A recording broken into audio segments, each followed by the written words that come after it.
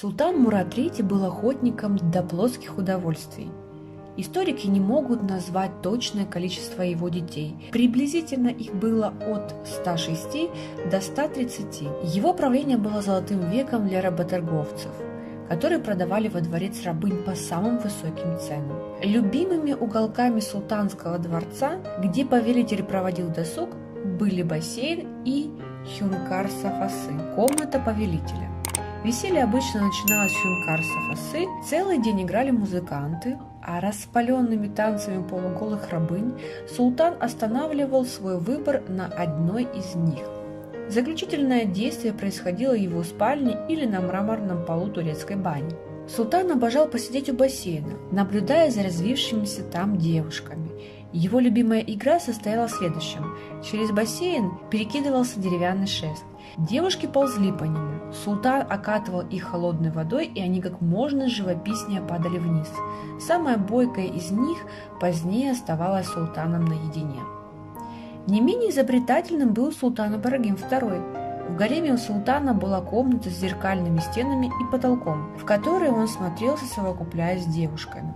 Он мог призвать в свои покои всех женщин гарема и приказать им ходить перед ним на четвереньках, изображая кобыл, в то время как он сам исполнял роль жеребца. Но поговаривают, даже девственницы, которые ему поставлялись каждую пятницу, не утоляли его мужского аппетита. Как андалистки предохранялись? Обычно наложницы заставляли предохраняться от беременности, используя всевозможные отвары, мази и приспособления, известные еще с далекой древности. К примеру, знаменитый египетский папирус Кахана II века до нашей эры содержит подробное описание того, из чего изготовляли контрацептивный тампон – из хлопка, меда и крокодилевого навоза. В Индии женщины пользовались похожими тампонами, только вместо крокодилевого они использовали слоновий навоз и листья акации. Подобные тампоны были очень популярны и успехом рекомендовались к применению древними врачами. Немногим позже рецепт предохранения тампонов проник на территорию других арабских стран. Известный врачеватель Аль-Рази, вхожий в гаремы, предписывал их наложницам султана. Ведь в гаремах рожать детей было дозволено только женам, а наложницы чаще всего служили для приятного времяпровождения и утоления страсти повелителя. Современные ученые взялись проверить факт применения и пользы от экскрементов животных, которые в давние времена добавлялись в состав тампонов.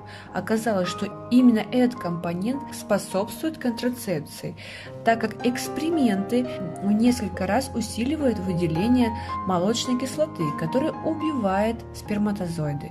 В книге «Восточные услады» или «Любовные игры султанов» автор Сима Нильгюн Эндерган приводит следующий рецепт.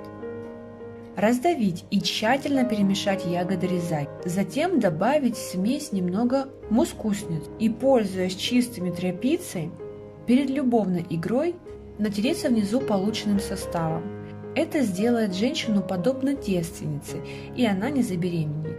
Нужно указать, что ризаки – это сорт винограда, а мускусница – травянистое растение, известное как адакса мускусная.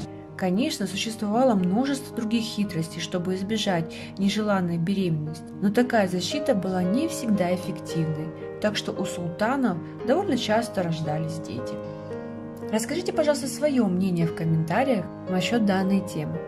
Обязательно подписывайтесь на наш канал, ставьте пальчики вверх, нажимайте на колокольчик, чтобы не пропустить наши видео. С нами будет только интереснее.